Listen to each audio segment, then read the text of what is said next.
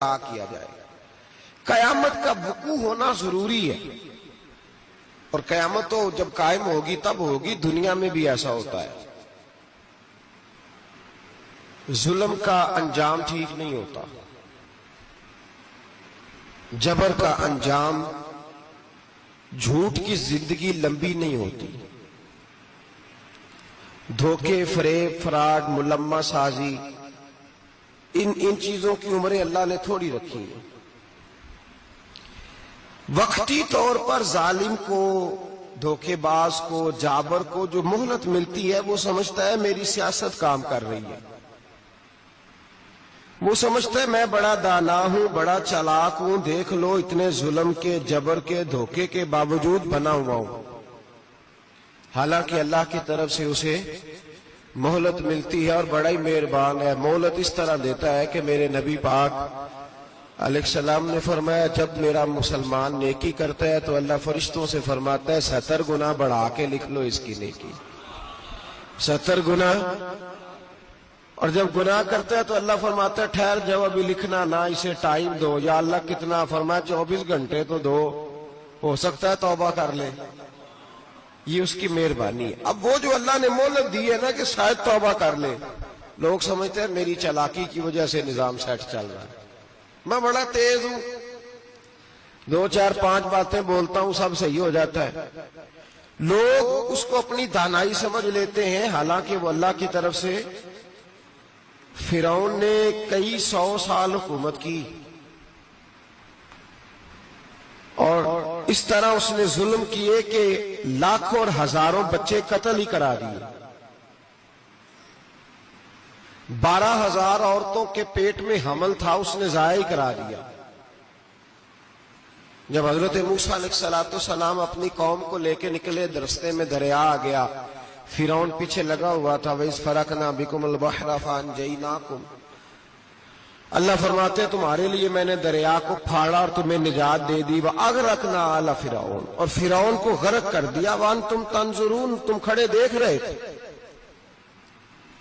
اب جب حضرت موسیٰ دریا کے کنارے پہنچے تو فرعون بھی پیچھے آیا۔ فرعون لوگوں سے کہا کرتا تھا کہ میں کہتا ہوں تو دریا چلتا ہے، میں کہتا ہوں تو ہوائیں آتی ہیں، میرے حکم کے پابند ہے سارے۔ جاگ رہے نا آپ حضرات، غور فرمائیے گا بات پر۔ دعویٰ تھا اس کا کہ میں کہتا ہوں تو نظام زندگی چلتا ہے۔ اب جب دریا کے کنارے پہنچی حضرت موسیٰ علیہ السلام، تو اللہ نے حکم دیا کہ آپ عصا ماریں۔ جناب موسیٰ نے عصا مارا، 12 رستے بن گئے۔ اب حضرت موسیٰ کی قوم گزر رہی تھی تو فرعون سے پوچھنے لگے کہ تو کہتا تھا میرے حکم سے چلتا ہے، تو وہ تو حضرت موسیٰ نے ڈنڈا مارا ہے تو رستہ بن گیا ہے۔ باز نہیں آتا انسان باز بنے بڑے ہیں اس کے پاس، بڑی دلیلیں ہیں، جھوٹ سچ بول کے اپنے آپ کو مطمئن کرتا ہے، آخر دم تک تبدیل ہونے کو تیار نہیں ہوتا، دلیلیں گھڑتا رہتا ہے، بناتا رہتا ہے، شور کرتا ہے جان بوجھ کے۔ بھئی تو کہتا تھا میرے چلانے سے چلتا ہے، تو باز ابھی بھی نہیں آیا۔ کہنے لگا میں نے ہی حکم دیا ہے کہ ذرا پھٹ جا، مجھے یہ زندہ چاہیے۔ باز رسی جل گئی، بال کہنے لگا میں نے ہی کہا ہے دریا کو کہ یہ مجھے زندہ چاہیے، میرے بھاگے ہوئے ہیں تو اس لیے پھٹا ہے، تو آؤ میرے ساتھ دریا کراس کرے۔ تو پتا تو ان کو بھی تھا نا جتنا تو رب بنا ہوا ہے، پتا تو تھا، سارے جانتے تھے۔ کہنے لگے تو پہلے کراس کر، اگر تو بچ گیا تو ہم بھی پیچھے آتے ہیں۔ اب چاروں ناچار۔ ایک روایت تو یہ ہے کہ یہ جب خدائی کا دعویٰ کرتا تھا نا، تخت پہ بیٹھا ہوتا تھا، تو ایک دن حضرت جبریل آئے اس کے پاس انسانی شکل میں، تو کہنے لگے میں بڑی دور سے آیا ہوں تو ایک مسئلہ پوچھنا تھا۔ کہا پوچھو۔ کہنے لگے ایک غلام تھا کسی بادشاہ کا، تو بادشاہ نے اسے تھوڑی دیر کے لیے ایک علاقے کی سربراہی دے دی۔ کتنی دیر کے لیے ہمیں سربراہیاں ملتی ہیں؟ کیوں جی؟ تھوڑی دیر کے لیے ملتی ہے نا، تھوڑی دیر کے لیے سربراہی دے دی ایک غلام کو۔ ذرا بات کو سمجھیے۔ حضرت جبریل پوچھتے ہیں، کہتے ہیں سربراہی مل گئی،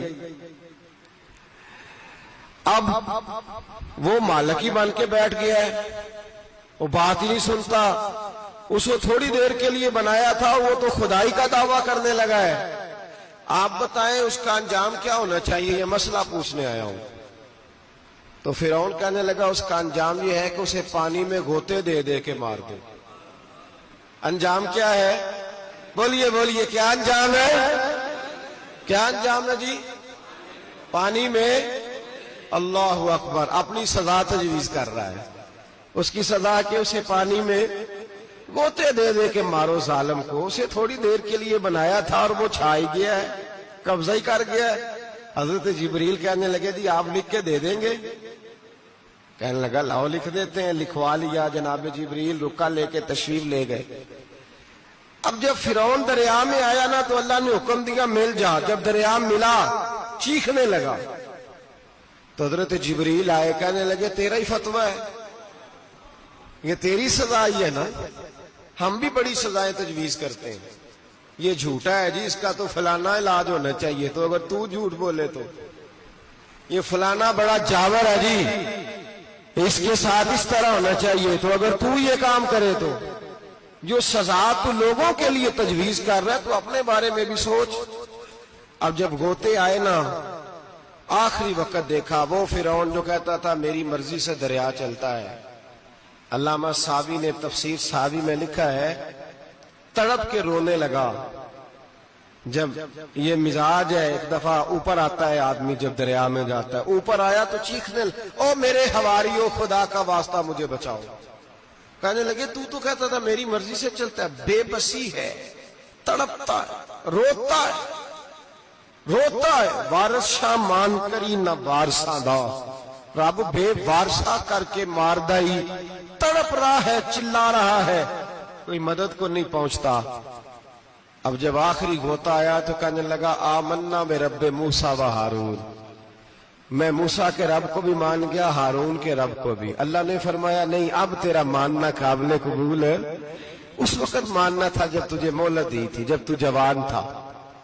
بڑھاپا آتا ہے، بیماری آتی ہے، جوان آدمی بیماری کا شکار ہوتا ہے تو کہتا ہے یا اللہ ایک دفعہ صحیح کر دے، میں ساری پڑھا کروں گا، ایک دفعہ ٹھیک کر دے، میں مسجد میں رہوں گا، میں اگلے سال اعتکاف بھی کروں گا، میں ساری تراویحیں پڑھوں گا۔ تو اس وقت پڑھنی تھی جب تجھے مہلت دی تھی، اس وقت پڑھنا تھا جب اللہ نے تجھے آسانی دی، زندگی دی۔ اگلا وقت یہ حال ایک کا نہیں ہوا۔ نمرود کو دیکھ لیں، حضرت ابراہیم علیہ السلام کو کہتا تھا میں رب ہوں، آپ نے فرمایا رب تو وہ ہے جو زندہ کرتا اور مارتا ہے۔ ایک موت کا قیدی بلایا، کہنے لگا ہاں بھائی کتنے دن رہ گئے تھے پھانسی میں؟ کہنے لگا جی پرسوں ہونی تھی۔ کہا جا تجھے آزاد کیا، لو میں بھی زندگی دیتا ہوں۔ ایک بے گناہ آدمی کو پکڑ کے قتل کر دیا، کہتا میں بھی مارتا ہوں۔ حضرت ابراہیم علیہ السلام کہنے لگے تو بیوقوف جیسی دلیلیں دے رہا ہے، چل اس طرح کر، میرا رب سورج مشرق سے نکالتا ہے، تو اگر رب ہے تو مغرب سے نکال کے دکھا۔ اب دلیل کا جواب کوئی نہیں تھا تو کہنے لگا پکڑو اور آگ میں ڈال دو۔ اللہ کے نبی کو آگ میں ڈالنے والا، یہاں ایک مچھر بیٹھا ہے، 400 سال حکومت کی اور خدائی کا دعویٰ کیا، یہاں مچھر بیٹھا تھا، چھینک آئی تو مچھر اندر چلا گیا۔ پہلے دربار کا ادب یہ تھا کہ جو آئے سجدہ کرے، اب اس کے سر پہ کوئی چیز مارتا تھا تو اسے سکون ہوتا تھا، مچھر تھوڑی دیر کے لیے اس کا دماغ چھوڑتا تھا۔ او بھائی یہ اس دھرتی پہ اللہ نے لوگوں کو نظارے دکھائے اور ہمیں سمجھانے کے لیے دکھائے، ہمیں تفکر کی، غور کی دعوت دی کہ دیکھ لینا، اپنے عمل کو پرکھنا۔ تمہارے عمل حضرت موسیٰ کے فرما برداروں جیسے ہیں، جناب ابراہیم کے فرما برداروں جیسے ہیں، یا بن کے بیٹھ گئے ہو؟ اب دربار کا ادب یہ ہے، بے بسی کا یہ حال ہے کہ جوتے لٹکتے ہیں دربار میں، جو آتا ہے جوتا کھینچتا ہے، اور ادب یہ ہے کہ 10 جوتے نمرود کے سر پہ مارو، اور 400 سال جوتے لگتے رہے۔ روتا تھا، جو آدمی آتا تھا منتیں کرتا تھا، کہتا تھا کہیں سے کوئی دوائی مل جائے گی۔ پاگلوں جیسی زندگی گزاری، پاگلوں جیسی سخت، وہ تو حساب وقوع قیامت تو حساب ہوگا ہی۔ یہاں لوگ پاگل ہو کے مرتے ہیں، معاذ اللہ، نفسیاتی مریض ہو کے مرتے ہیں، یہاں آخری وقت اتنا سخت آتا ہے کہ دنیا موت کی دعائیں مانگتی ہے میرے بھائی. جب انسان ظلم کرتا ہے تو بھول جاتا ہے کہ شاید مجھے پوچھے گا کوئی نہیں. جب وہ زیادتی کرتا ہے تو بھول جاتا ہے. جب وہ کسی کا حق کھاتا ہے تو وہ کہتا ہے شاید اس کا تو وارث ہی کوئی نہیں جس کو میں لوٹ رہا ہوں. لیکن جب اللہ کی پکڑ آتی ہے، حجاج بن یوسف ظالم تھا، اس نے اچھے اچھے کام بھی کیے تھے. قرآن پاک پر زیر زبریں آراب حجاج بن یوسف نے لگوایا. محمد بن قاسم کو ہندوستان سندھ کے علاقے فتح کرنے بھی حجاج بن یوسف نے بھیجا تھا. ساری خوبیاں اپنی جگہ پر، ظالم بہت بڑا تھا. کسی آدمی نے اس کے سامنے کونے کی طرف منہ کر کے ساتھ والے سے بات کر لی تو کہنے لگا میرے خلاف کیا، اس کو لے جاؤ 2 ٹکڑے کر کے واپس لے آؤ. توتی بولتا ہے نا اقتدار. جب کسی کے ہاتھ اقتدار ہوتا ہے نا، وہ چاہے ایک گھر کا ہی کیوں نہ ہو، وہ 10 بندے فیکٹری میں کام کرتے اور جو ان کا مالک ہوتا ہے وہ کہتا میں مالک ہوں، مجھے مانو. جب تو صاحب اقتدار ہوتا ہے نا، جب تو سسر بن کے بیٹھتا ہے اور کسی غریب گھر کی بہو آتی ہے 2-4 تو کہتا میرا اقتدار ہونا چاہیے. جب میں کھانسنے لگوں تو ہر آدمی کے ہاتھ میں ٹشو پیپر ہونا چاہیے. جب میں بولنے لگوں تو بندھے ہوئے ہاتھوں سے ہر آدمی جی جی کرتا ہوا کھڑا ہونا چاہیے. جس آدمی کا، اور یہ کام بہو بھی کرتی ہے کئی دفعہ، وہ بھی کہتی ہے کہ تمہیں پتا نہیں میں کتنا لمبا چوڑا جہیز لے کے آئی ہوں. جب میں سونے کے لیے اپنے بیڈ روم میں جاؤں تو خبردار بوڑھے بابے کو اجازت نہیں کہ وہ کھانسے. اماں کو چاہیے کہ اگر اس کو بڑی سخت پیاس بھی لگی ہے تو میرے سوتے سوتے باورچی خانے میں برتن نہ کھٹکھٹائے. جو جہاں بھی جس اسٹیج پہ بھی بیٹھتا ہے وہ کہتا ہے کوئی نہیں مجھے پوچھنے والا، میں مطلق العنان ہوں. جوان بوڑھوں کا مذاق اڑاتے ہیں، سمجھتے ہیں شاید کبھی بوڑھے نہیں ہونا، مذاق اڑاتے ہیں. تندرست لوگ بیماروں کا مذاق اڑاتے ہیں، شاید کبھی بیمار نہیں ہونا. حجاج بن یوسف ظالم تھا، ظلم کرتا تھا، زیادتی کرتا تھا.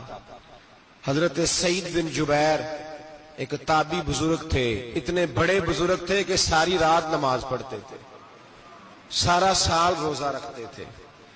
ایک دن انہوں نے ممبر پہ بیٹھ کے کہا کہ حجاج ظلم سے باز آ جائے ورنہ اللہ کی لاٹھی بڑی بے آواز ہے. اللہ کی لاٹھی، اس کا کیا مطلب ہوتا ہے؟ اس کا مطلب ہے جب رب کی لاٹھی چلتی ہے تو اس کی آواز جی، اس کا پہلے کوئی پیغام، وہ پہلے اعلان نہیں کرتا کہ تگڑے ہو جاؤ لاٹھی چلنے لگی ہے. لاٹھی چلتی ہے پر اس کی آواز، سمجھ آ رہی ہے میری بات کی؟ جمعۃ الوداع کے لیے تشریف لانے والے احباب خاص غور فرمائیے گا. حجاج بن یوسف کو پتا چلا کہ حضرت سعید بن جبیر نے میرے خلاف بات کی، بلا لیا. کہنے لگا تو نے میرے خلاف بات کی ہے؟ فرمانے لگے کی ہے.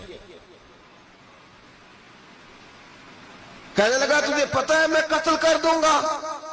آپ فرمانے لگے نہ تو زندگی کا مالک ہے نہ موت کا مالک ہے، تو کیسے قتل کر؟ کہنے لگا تجھے پتا ہے میرا؟ فرمایا میں نے تجھے نہیں، میں نے تو کئی شداد، کئی حماد، کئی قارون، کئی فرعون، کئی نمرود دیکھے، کئیوں کی داستانیں سنی. تو کون ہے؟ تو تو چھوٹا سا ہے. ایک جملہ ہے ملا جلال الدین رومی کا، بڑے درویش تھے. ایک بات کہہ گئے، کہنے لگے نمرود جتنے پیسے نہیں، فرعون جتنی حکومت نہیں، قارون جتنی دولت نہیں، ورنہ فرمانے لگے میرے زمانے میں بھی کئی لوگوں کا خدا بننے کو دل کرتا ہے، کئی لوگوں کا دل کرتا ہے، لیکن نمرود جتنے پیسے، فرعون جتنی طاقت اور قارون جتنی دولت نہیں، ورنہ ہو سکتا ہے لوگ دعویٰ کر جائیں. معاذ اللہ ثم معاذ اللہ. یہ آج سے کئی 100 سال پہلے وہ کہہ رہے ہیں. آج تو حالات بڑے ابتر ہیں، اس کی نسبت خطرناک. فرمانے لگے حضرت سعید بن جبیر تو زندگی موت کا مالک نہیں. کہنے لگا پکڑو، قتل کرو اسے، لے جاؤ. جب پکڑ کر کھینچ کر لے جا رہے تھے نا تو حضرت سعید بن جبیر مسکرانے لگے. اب ظالم کے سامنے مسکرائے تو اس کو بڑا غصہ آیا، یہ میرا مذاق اڑاتا ہے. بلا لیا، ادھر آؤ. کیوں مسکرا رہے ہو؟ کیا ہوا؟ تو حضرت سعید بن جبیر کہنے لگے میں مسکرا رہا ہوں تیری بیوقوفی پر اور اپنے اللہ کی دی ہوئی ڈھیل پر. میں مسکرا رہا ہوں کہ یا اللہ کیا بات ہے، کیا تیرا شان ہے، کیسے لوگوں کو ڈھیل دی ہوئی ہے.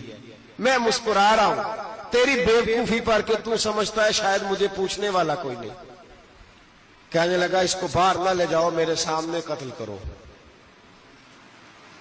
ٹھیک ہے جی، قتل کرنے لگے تو حضرت سعید بن جبیر نے منہ کعبے کی جانب کر لیا. انی وجہت وجہی للذی فطر السماوات والارض حنیفا وما انا من المشرکین. جب آپ نے یہ آیتیں پڑھی نا کہ میں نے منہ کر لیا ہے اپنے رب کی جانب، کرو مجھے قتل. کہنے لگا نہیں نہیں، اس کا منہ پھیرو، کعبے کی طرف ہو کے قتل نہ ہو. ہے ظالم پر پاگل ہو گیا ہے. حضرت سعید بن جبیر کے حوصلے نے شکست دے دی، ناکام ہو گیا، مخبوط الحواس ہو. کہنے لگا اس کا منہ پھیر دو. جب کعبے سے پھیرا تو آپ فرمانے لگے للہ المشرق والمغرب فإنما تولى فثم وجه اللہ. اللہ فرماتا ہے تو مشرق اور مغرب سارا ہی اللہ کا ہے، جدھر بھی منہ کرو گے ادھر اللہ ہی اللہ ہے، جدھر بھی منہ کرو گے ادھر اللہ ہی اللہ ہے. چاروں جانب پھیر دے، جدھر منہ پھیرنا ہے تو نے پھیر دیا منہ. حضرت سعید بن جبیر کے گلے پہ خنجر رکھا تو آپ نے ہاتھ اٹھائے، کہنے لگے اے اللہ میرے بعد اسے کسی اور پر مسلط نہ کرنا، میرے بعد کسی اور پر مسلط نہ، بس میں آخری ہوں. جب آپ ذبح ہوئے تو اتنا خون نکلا کہ لوگ کہتے ہیں جتنا اونٹ کے وجود سے نکلتا ہے. تر ہو گیا سارا اس کا دربار. ایک سمجھدار آدمی کو بلا کے کہنے لگا اتنا خون میں نے بڑے بندے قتل کرائے ہیں پر اتنا خون نہیں نکلا. تو وہ کہنے لگے لوگ مر جاتے، مرتے وقت ڈر جاتے ہیں، سہم جاتے ہیں، خون سکڑ جاتا ہے. لگتا ہے یہ شخص جب دنیا سے گیا ہے تو ڈٹ کے گیا ہے، یہ ڈٹ کے گیا ہے دنیا سے. حجاج بن یوسف رات کو سویا تو تڑپ کے اٹھا. کیا ہوا؟ گھر والے کہنے لگے کیا ہوا؟ کہنے لگے سعید بن جبیر خواب میں آئے اور کہتے ہیں اٹھ مجھے بتا تو نے مجھے کیوں قتل کیا، بتا کیوں مارا. اگلی رات پھر سویا تو وہی خواب، پھر سویا تو وہی خواب. گناہ نفسیاتی مریض بنا دیتا ہے، ظلم تجھے مخبوط الحواس کر دیتا ہے. جب تو زیادتی کرتا ہے تو اللہ فرماتے ہیں کہ تو اللہ کو بھولتا ہے، اللہ تجھے اپنا آپ بھلا دیتا، پھر تو بھول جاتا ہے، پھر تو سیدھے رستے پہ چلتا ہے پر بھٹک جاتا ہے، پھر تو صحیح رستوں کا تعین کر کے بھی گمراہ ہوتا ہے، پھر تو روز وہی گاڑی چلاتا ہے پر اب جب تو بریک لگاتا ہے تو نہیں لگتی. جب گناہوں کے ساتھ تو مخبوط الحواس ہوتا ہے تو روز وہ کاروبار کرتا ہے، لیکن جب تیرے گناہ تجھے گھیر لیتے ہیں پھر اسی کاروبار میں تو نقصان اٹھاتا ہے. حجاج بن یوسف تڑپتا ہے، روتا ہے، یہاں تک کہ بیمار ہو گیا. پیٹ میں درد ہوتی ہے، پتہ نہیں کیا ہوا، تکلیف ہوتی ہے، پتہ نہیں. سارے حکیم، طبیب، ڈاکٹر کوئی نہ سمجھ سکا کہ بیماری کیا ہے. جو بیماریاں خدائی ہوتی ہیں ان کا لوگوں کو پتا، جو آزمائشیں رب کی جانب سے ہوتی ہیں وہ ڈاکٹروں کے ہتھے نہیں چڑھتی. جو تکلیفیں اللہ دیتا ہے ان کا حکیم طبیب علاج نہیں کر پاتے، مشکل ہو. اور شفا اسی وقت ہوتی ہے جب اللہ دینا چاہے، اور جب رب ہی دینا نہ چاہے تو بڑے بڑے ڈاکٹر کہتے ہیں کہ ہمارے بس کی بات نہیں رہی. بغداد سے حکیم آئے، پیٹ دیکھا، کہنے لگے نہ تیرے معدے میں کوئی دقت ہے، نہ تیرے جگر میں، نہ کسی اور جگہ، ماجرا کیا ہے؟ ایک آخری علاج ہے، آخری. وہ کیا؟ گوشت کا چھوٹا سا ٹکڑا دھاگے کے ساتھ باندھ کے منہ میں ڈالا اور پھر ایک باریک سا تنکا لے کے اس کو اندر ڈالنے لگے گلے میں. وہ گوشت کا ٹکڑا جب حلق کے اندر اتر گیا اس حکیم نے واپس کھینچا تو کیسے ایسی بدبو آئی جیسی کبھی سونگی نہ تھی. جانور کیڑے مکوڑے لگے ہوئے باہر نکلے. اور جب دیکھا تو جتنے محل میں لوگ بیٹھے تھے چلاتے ہوئے نکل گئے کہ یہ کیا مصیبتیں ہیں۔ حکیم بھی اٹھ کے دوڑنے لگا، کہا تجھے کیا ہوا؟ کہنے لگے حجاج تیری بیماری زمینی نہیں، تیری مصیبت زمینی نہیں۔ کہا میری مرض تک تم کیوں نہیں پہنچ پا رہے؟ تو کہنے لگے لگتا ہے تو بد دعا کا مریض ہے، لگتا ہے تو ظلم کا مریض ہے، تو جبر کا مریض ہے۔ تڑپتا رہا، سسکتا رہا۔ ایک وقت وہ بھی آیا کہ گھر والوں نے کمرے میں بند کر کے تالا لگا دیا، دیوار سے ٹکرے مارتا۔ او بھائی، جو گناہوں کے بیمار ہوتے ہیں انہیں شفا نہیں ہوتی، جو ظلم، جبر، بربریت کے بیمار ہوتے ہیں انہیں سکون قلبی میسر نہیں آتا۔ دوائیاں ان بیماریوں کی بنی ہوئی ہیں جو بیماریاں زمینی ہیں، جو بیماریاں خوراک کی بد پرہیزی سے ہوتی ہیں، جو گناہوں کی بد پرہیزی سے ہوتی ہیں، ان کی بیماریاں، ان کی شفا توبہ ہے، ان کی شفا رجوع اللہ ہے، ان کی توبہ اللہ سے معافی مانگنے سے شفا ہوتی ہے۔ حجاج جب مرنے لگا تو بلایا، یہ رنگ بھی ذرا ملاحظہ کیجئے گا، دو چار قریبیوں کو بلایا۔ پتہ ہوتا ہے نا اپنے کرتوتوں کا آدمی کو، پتہ سارا ہے سردار موتی ہے، پتہ ہوتا ہے سارا۔ بلا کے کہنے لگا جب میں مر جاؤں تو مجھے رات کو دفن کرنا۔ کیوں بھائی، عورت ہے؟ کہنے لگا نہیں، رات کو دفنانا۔ ٹھیک ہے، رات کو دفنا دیں گے۔ پھر کہنے لگا جب صبح ہو جائے تو صبح ہونے سے پہلے پہلے میری قبر زمین کے برابر کر دینا، نشان مٹا دینا۔ کہا وجہ؟ تو کلمہ پڑھتا ہے اور حضور کا حکم ہے کہ قبر کم از کم ایک بالش، ایک گیٹ اونچی ہونی چاہیے زمین سے کم از کم، تو تیری قبر مٹا دے۔ وجہ؟ پتہ ہوتا ہے اپنے ظلموں کا۔ کہنے لگا مجھے پتہ ہے لوگ میرے مرنے کے بعد میری قبر بھی نہیں چھوڑیں گے، دنیا میں تو میرے جبر کی وجہ سے کوئی آ نہ سکا، لیکن میری قبر بھی لوگ جنازوں میں باتیں شروع کر دیتے۔ جنازوں میں نے ایسی بھی داستانیں سنی ہے کہ کوئی مرا تو لوگ جوتوں کا ہار قبر پہ ڈال آئے۔ نہیں بھائی، تو جب زندہ تھا تو تیرے جبر ظلم کی وجہ سے نہیں کو بول سکا۔ ایک تو ہے قیامت میں حساب ہوگا، یہاں دنیا میں حساب ہونے لگتا۔ اتنی لمبی زبانیں لوگوں کی لٹک کر مرتے وقت باہر نکل آتی ہیں۔ دعا کریں، جمعہ ہے، اللہ تعالیٰ ایمان کی موت عطا فرمائے۔ دعا فرمائے رب تعالیٰ، اللہ تبارک و تعالیٰ توبہ کر کے جانے کی توفیق عطا فرمائے۔ جاگے جاگے اور سنے اور دعا کرے، اے اللہ تو ہمیں ظلم سے ویسے ہی محفوظ فرما، اگر ہم زیادتی کرنے لگے تو اے اللہ ہمیں اس سے منع فرما، ہمیں اس سے تو یہ توفیق دے کہ ہم باز آ جائیں اس گناہ سے۔ میرے بھائی، ایک تو دنیا میں سزا ہے، پھر قیامت کی سزا ہے، اور وہ زیادہ سخت ہے، وہ زیادہ سخت ہے۔ ہم لوگوں نے نا ہیلے بہانے بڑے بنائے ہوئے ہیں۔ بینک کے ساتھ کاروبار کرنے والا کہتا ہے نہیں نہیں، مجبوراً لیا ہے، مجبوراً مر رہا تھا تو آخری لبوں پہ تھا تو جائز ہے، جائز ہے۔ اس وقت جب تجھے کھانے کو لقمہ نہ لگے تو حرام کھانا بھی جائز ہے۔ کیا دقت تھی؟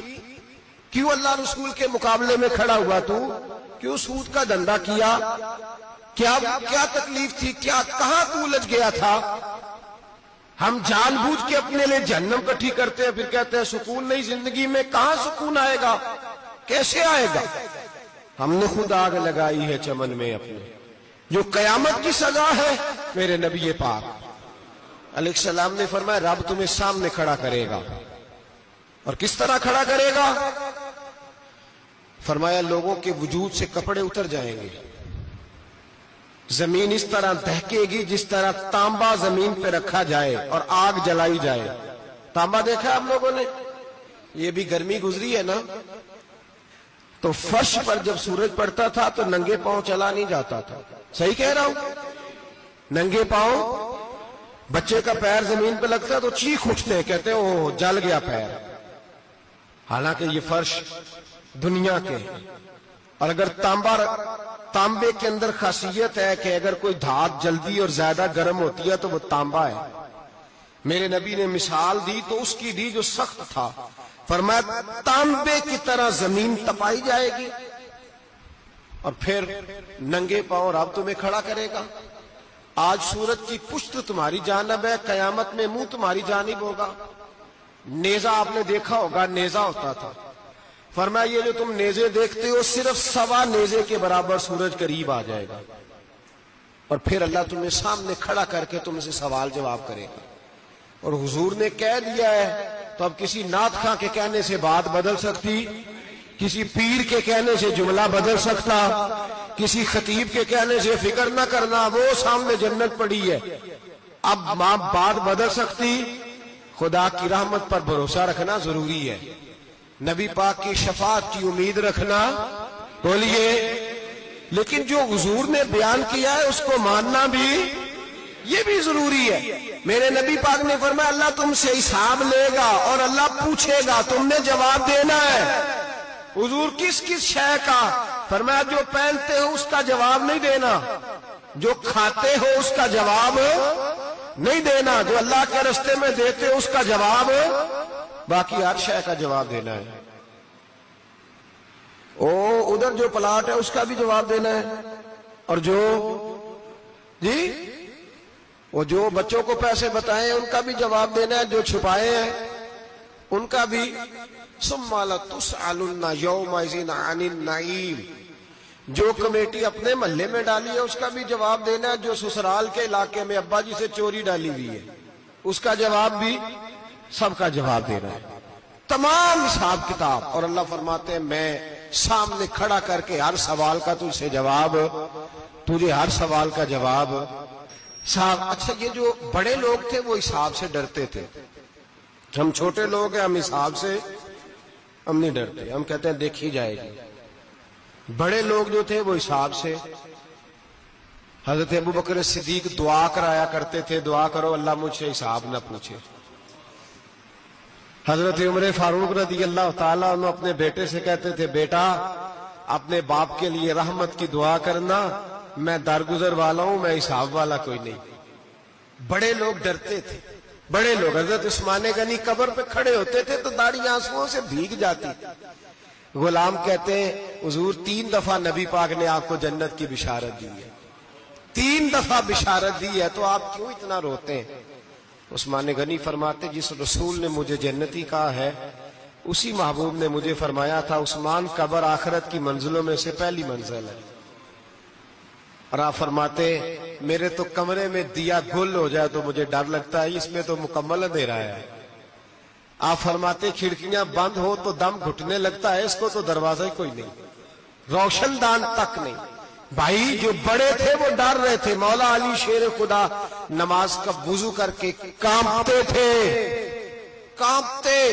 علی آپ مرحب کے سامنے نہیں کانپے، خیبر کا دروازہ اکھاڑتے نہیں کانپے، بدر احد خندق حنین اور خیبر میں نہیں کانپے. تو یہاں آپ فرمانے لگے مالک کے سامنے جاتے ہوئے ڈر آتا ہے. بڑے لوگ کانپتے تھے، بڑے لوگ. آج کون سا جمعہ ہے؟ سارے بولیے. حالانکہ یہ اگلے سال دوبارہ آئے گا، ہمارا نہیں پتا کہ ہم ودا ہو جائیں کہ کیا بنے. یہ کون سا جمعہ ہے؟ آیا جمعہ تو ودا، آئے ہم پڑھے. آج ایک فکر لے کر کے جانا، ایک سوچ.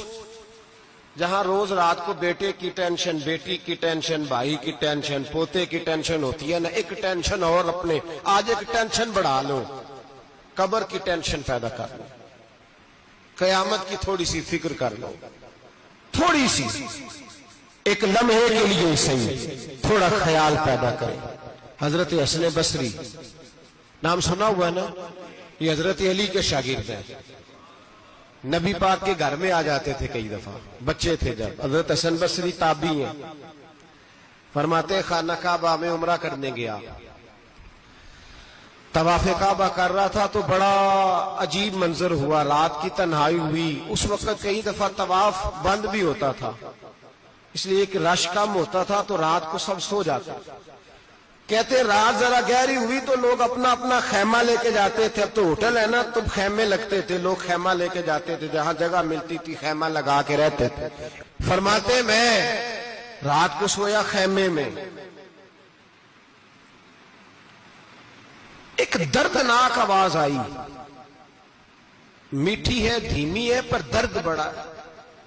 کوئی رونے والا رو کے کہتا ہے اللہ حساب قیامت میں مجھ سے نہ لینا، اے اللہ تنہائی میں جتنا مرضی حساب لینا پر لوگوں کے سامنے نہ لینا۔ اور پھر کہتا ہے اللہ فضل تو تب کرے جب تو میرا حساب پوچھے ہی نہ۔ پھر چند منٹ گزرے تو پھر وہ رونے لگا، میرے کانوں میں آواز آئی، کہنے لگا اے اللہ حساب تو ان کا لیا جاتا ہے جو حساب کے قابل ہوتے ہیں۔ اعلیٰ حضرت کہتے ہیں نا رضا سے تو کیا حساب لے گا، رضا بھی کسی حساب میں ہے۔ اے اللہ میں قابل نہیں، مجھ سے حساب نہ لینا۔ کہتے تھوڑی دیر گزری تو پھر وہ رونے لگا، پھر ذرا سانس سنبھلے تو پھر کہنے لگا اے اللہ میں تو لوگوں کو کوئی بندہ حساب پوچھ لے تو نہیں دے سکتا، میں تجھے کیسے حساب دوں گا۔ پھر تڑپنے لگا۔ کہتے تھوڑی دیر گزری تو پھر ایک لفظ انہوں نے کہے رونے والے نے، کہنے لگے اللہ دیکھ تیرے محبوب کا فرمان ہے جو معافی مانگے تو اسے معاف کر دیا کرتا ہے۔ اے اللہ میں معافی مانگنے آیا ہوں اور مسجد نہیں آیا، میں کعبۃ اللہ ہی آ گیا ہوں۔ کہتے وہ اتنا روئے کہ چیخ آئی ان کی، اور جب دھڑام سے کوئی زمین پہ گرا تو میں پریشان ہوا کہ اب تو بے ہوش ہو گیا۔ فرماتے ہیں میں زور سے اٹھا فٹافٹ اور اس شخص کی طرف بڑھا۔ میرے دل میں خیال ہے کوئی گناہگار ہے بیچارہ، تو چلو میں بھی دعا کرتا ہوں، اس کو کہتا ہوں بیٹے فکر نہ کر، اللہ تیری مدد کرے گا۔ فرماتے میں گیا اس نیت کے ساتھ کہ میں کہوں گا چلو اٹھو تم بھی دعا کرو، میں بھی کرتا ہوں، اللہ ہم سے حساب نہ پوچھے۔ کہتے میں گیا تو وہ شخصیت بے ہوش پڑی تھی، کالے سیاہ بال ان کے چہرے پہ بکھرے ہوئے تھے۔ کہتے ہیں لوگوں جب میں نے زلفیں ہٹائیں چہرے سے تو میرا وجود کانپنے لگا آسمان ٹوٹ پڑے گا، زمین پھٹ جائے گی، ستارے بکھر جائیں گے، آج بہہ جائیں گے سمندر۔ فرماتے میری چیخیں نکل گئی، یہ کوئی گناہگار تو نہیں، یہ تو حضرت فاطمہ کے پوتے امام زین العابدین ہے، یہ تو امام حسین کا وہ بیٹا ہے جو کربلا میں تنہا بچے تھے۔ فرماتے میں امام کا چہرہ دیکھا تو بھاگ کے آیا، اور میں نے اپنی داڑھی ان کے پیروں کے ساتھ مس کی، اور میں نے کہا حضور اٹھیے۔ امام اٹھے تو میں نے کہا شہزادے تیرے تو اشارے سے اللہ کئی گناہگاروں کو بخشے گا، تیری تو دعا سے اللہ بخشے گا، یہ کیا کر رہے ہو؟ تو امام زین العابدین کہنے لگے حسن بصری ادھر آ یار، ادھر آؤ بزرگو، میرے دادا کے پاس رہنے والے ہو، میں نے نا آج ہی سنا ہے کہ اس کا عذاب بڑا سخت ہے، آؤ میرے لیے دعا کرو، اللہ پاک مجھ سے حساب نہ پوچھے۔ کہا حضور نہ کریں۔ اب فرمانے لگے تجھے نہیں پتا کچھ چیزیں ایسی ہیں کہ رب نے اگر حساب پوچھا تو میں واقعی جواب نہیں دے پاؤں گا، چل کر میرے لیے دعا۔ کہتے میں نے ہاتھ باندھے حضور میں نہیں کرتا، اٹھا کہہ۔ فرماتے میں نے ہاتھ اٹھائے، میں نے کہا اے اللہ تیرے رسول کا شہزادہ ہے، یہ تیرے رسول کا شہزادہ ہے، یہ کہہ رہا ہے تو فضل کر۔ او بھائی جو بڑے تھے وہ تو تڑپتے تھے، سسکتے تھے۔ ابو علی ہیتی کہتے خانہ کعبہ میں پتھر پہ سر رگڑ رگڑ کے کوئی بوڑھا کہہ رہا تھا اے اللہ اول تو حساب نہ لینا، اور اگر لینا تو مجھے اندھا کر کے اٹھانا، میں تیرے نیک بندوں کے سامنے شرمندہ نہیں۔ اقبال رو پڑے، اقبال کچھ لوگوں نے لکھا ہے یہ آخری ربائی ہے ڈاکٹر اقبال کی، آخری، اس کے بعد شاید اس نے کلام نے کچھ سیرت نگاروں کا خیال ہے۔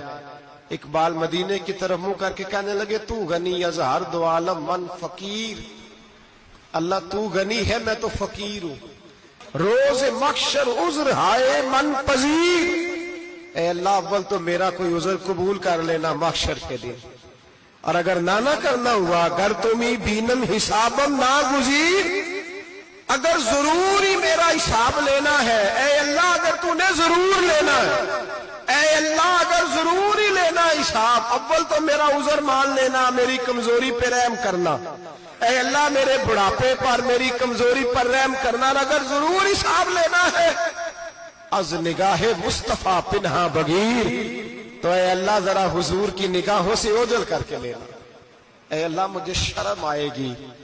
میرے مصطفیٰ کریم فرمائیں گے میں تو تجھے ہر بات سمجھا کے آیا، ایک ایک جگہ تیری رہنمائی کر کے آیا، تو کیسے عمل کما، ذرا اوجھل کر کے از نگاہ مصطفیٰ پنہا بغیر، ذرا حضور کی آنکھوں سے اوجھل کر کے سائیڈ پہ کر کے لینا، میں برداشت نہیں کر پاؤں گا۔ حضرت ابو علی ایتی کہتے ہیں بابے نے سر رکھا ہوا ہے اور کہتے ہیں اللہ مجھے اندھا کر کے اٹھانا، فرماتے میں گیا، میں نے کہا چلو میں دعا کرتا ہوں جا کے، فرماتے جب میں نے جا کے بزرگوں کی کمر پہ ہاتھ رکھا، ان کا چہرہ دیکھا تو یہ کوئی گناہگار تو نہیں، یہ تو بغداد کے پیر عبد القادر جیلانی ہے، یہ تو محبوب سبحانی غوث سمدانی ہے، یہ تو وہ شخص ہے جو قدم لگائے تو اللہ ولایت عطا کرتا ہے۔ جو بڑے تھے وہ ڈر رہے تھے، معین الملت والدین، عطائے رسول، ہند الولی، غریب نواز حضرت خواجہ معین الدین اجمیری رحمت اللہ علیہ، خواجہ قطب الدین بختیار کاکی کو تنہائی میں بلا کے کہنے لگے معین الدین سید زادہ ہے، معین الدین حضور کے خاندان میں پیدا ہوا ہے، معین الدین سے اس کے پیر کو بڑی امیدیں تھیں، معین الدین کو رسول پاک نے ہندوستان بھیجا تھا، پر قطب الدین یار معین الدین تبلیغ کا حق نہیں ادا کر سکا۔ حضرت خواجہ قطب الدین کہنے لگے حضور 90 لاکھ تو مسلمان کر دیے، اور کیا حق تھا؟ فرمایا نہیں، جب تو تہجد کی نماز پڑھے نا بیٹا اپنے لیے دعا مانگنا تو خدا سے کہنا مولا میرے پیر کی کوتاہیاں معاف کر، وہ جس اعزاز کا تھا وہ کام نہیں کر سکتا، جو بڑے تھے ان کی تو باتیں بڑی تھی، یہ جو ہم چھوٹے آئے ہیں نا نئے، ٹکٹیں دیتے پھرتے ہیں، ٹکٹیں، بے نمازی جاہل ان پڑھ پیر ٹکٹیں بانٹتا ہے لوگوں کو، تو بھی بخشا ہے تو بھی بخشا ہے، وہ 90 لاکھ لوگوں کو رائے حق پر لگا کے بھی کہتے تھے نہیں حق تو یہ ہے کہ حق ادا نہ ہوا، حق تو یہ ہے کہ حق، کوئی شے پلے نہیں، ڈٹا ہوا کھڑا ہے مسلمان، ڈٹا ہوا، یہ حساب سنے۔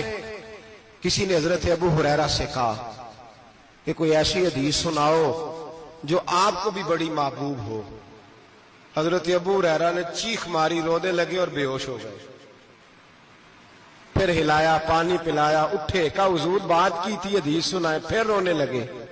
ہمیں تو نہیں نہ رونا آتا، ہمیں تو تب آتا ہے جب بیٹا بات نہ مانے، ہمیں تو تب آتا ہے جب کاروبار میں نقصان ہو جائے، ہمیں تو تب رونا آتا ہے جب ہمارا کوئی دوست ہمارے بارے میں غلط بات کر دے، بے عزتی دنیا کی ہو جائے۔ حضرت ابو ہریرہ 3 دفعہ ہوش آیا، 3 دفعہ روئے اور کہنے لگے عزیزو یہ وہ والی حدیث ہے کہ میں سوچتا بھی ہوں تو میں تڑپ اٹھتا ہوں۔ کہا کون سی حدیث؟ تو حضرت ابو ہریرہ کہنے لگے میں نے نبی پاک سے سنا ہے قیامت میں سب سے پہلے علماء کا حساب ہوگا، سب سے پہلے علماء کا۔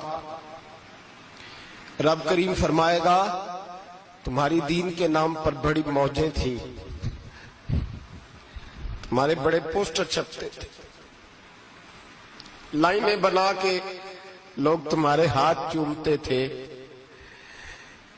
لوگ تمہاری گڑی کو بھی چومنا اپنے لیے سعادت سمجھتے تھے۔ بتاؤ میرے رسول کے نام پر کھانے والوں کیا کر کے آئے ہو؟ عمل بتاؤ، عمل، موج بڑی کی نا تم نے، بتاؤ عمل۔ علماء عالم عرض کرے گا اے اللہ میں جگہ جگہ تیرے رسول کے دین کی بات کرتا تھا، میں قرآن کے درس دیتا تھا، میں راتیں بیدار رہ کے تیاریاں کرتا تھا، میں جو بن سکا کیا۔ رب فرمائے گا نہیں، تو نے تو اس لیے کیا تھا کہ لوگ تجھے پیر صاحب کہیں، مولانا صاحب کہیں، تیرے نعرے لگائیں، تو لگے نہیں پھر تیرے نعرے؟ پھر لوگوں نے لمبے لمبے القابات پکارے نہیں تیرے؟ حضور سید عالم علیہ السلام فرماتے پہلا حساب اس کا لے گا جو عالم کہلاتا تھا۔ رب پوچھے گا تجھے طاقت دی، ہمت دی، بولنے کی صلاحیت دی، اپنے فضل سے دی، بتا کیا کما کے آیا ہے۔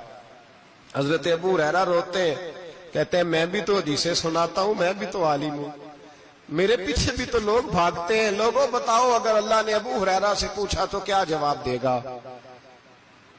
اللہ فرمائے گا علماء کے لیے بخاری مسلم ہے، انہیں اٹھاؤ اور جہنم میں ڈال دو۔ امام غزالی فرماتے ہیں اگر کسی عالم کو سزا ملی تو سخت سے سخت عالم کو ملے گی۔ دعا فرمائیں اللہ میرے جیسے لوگوں کو ہدایت کا رستہ عطا فرمائے، اور جو کہتے ہیں سمجھتے ہیں اللہ اس پر عمل کی توفیق عطا فرمائے۔ فرمایا حضرت ابو ہریرہ نے دوسرے نمبر پر سخی اللہ کی بارگاہ میں کھڑا کیا جائے، مالدار۔ رب فرمائے گا بول، کچھ ایسے بھی تھے جن کے پاس شام کی روٹی نہیں تھی، تجھے میں نے تیری تجوری بھر کے تجھے دولت عطا کی، تجھے وراثت میں نے مربے دیے، جائیدادیں دی، بتا۔ وہ کچھ وہ تھے سویرے مزدوری کرنے جاتے تھے، کما کے لاتے تھے، ہزاروں روپیہ تیری بینک میں پڑا تھا، بتا کیا کیا تو نے؟ اے اللہ میں نے مسجد میں دیے، مدرسے میں دیے، 30 دن افطاریاں پکاتا رہا۔ اللہ فرمائے گا تو جھوٹ بولتا ہے، تو سارا کچھ اس لیے کرتا تھا کہ لوگ تجھے سخی کہے۔ ہاں ہاں تیرا اعلان ہوا مسجد میں، لوگوں نے کہا وہ دیکھو کتنے پیسے دے رہا ہے، اس کا وہ دیکھو نام لکھا ہوا ہے ہسپتال کے ایک کونے میں کہ یہ والا بلاک فلاں سیٹھ صاحب نے بنایا، یہ دیکھو لکھا ہوا ہے کہ یہ کمرہ مدرسے کا اس نے بنایا، تو لکھ دیا گیا، نعرے لگ گئے، اب جا دوڑ جا۔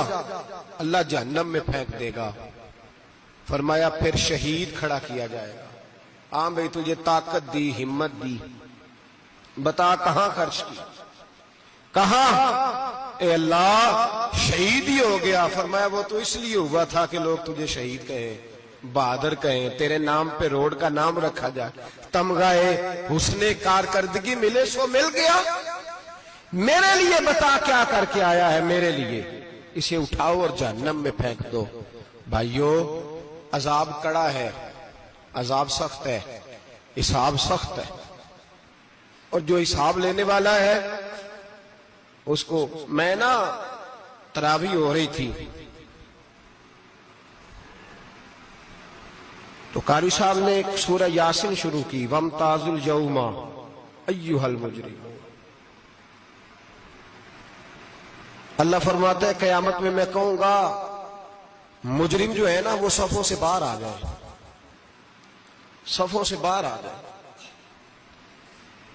ایک ہمارے فزکس کے ٹیچر ہوتے تھے تو بڑی سخت چھڑی مارتے تھے،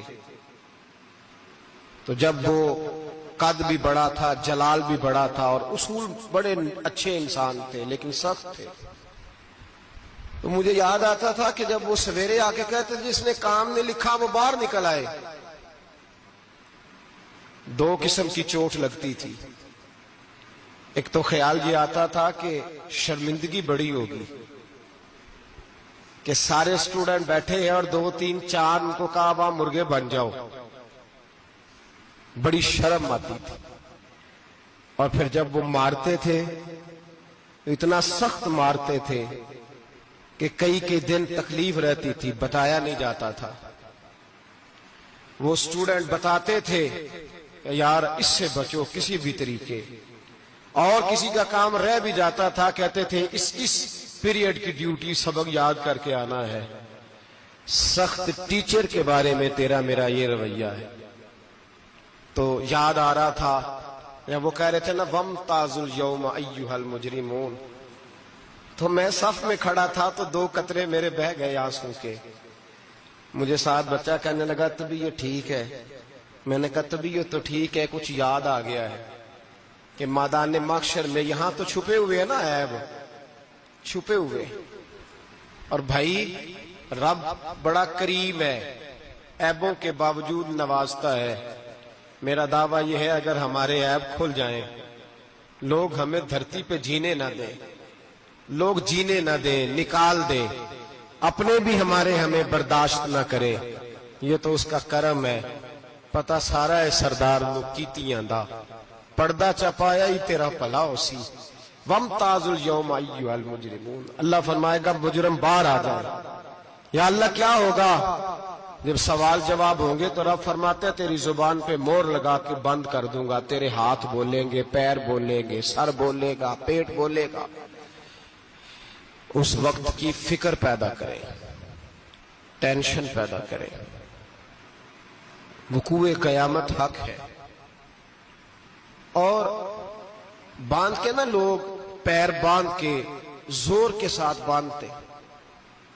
سگا بیٹا جب قبر میں دفن کرتا ہے نا تو وہ بھی کہتا ہے وہ کونا, یہ کونا تھوڑا سا مٹی کم ہے, یہاں بھی مٹی ڈالو. پہلے لوگ روزانہ جاتے ہیں, پھر ہفتے کے بعد, پھر مہینوں بیت جاتے ہیں.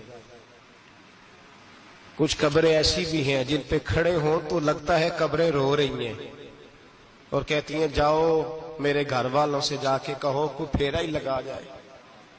ایک دفعہ آئے تو صحیح, کوئی مٹی نہیں ڈالتا. بادشاہوں کی قبریں روتی ہیں, سرمایہ داروں کی قبریں روتی ہیں, کوئی جاتا نہیں. اتنے موٹے سوراخ ہے قبروں میں, آپ اپنے شہر کے قبرستان پھر کے دیکھ لیں, سوراخ ہے.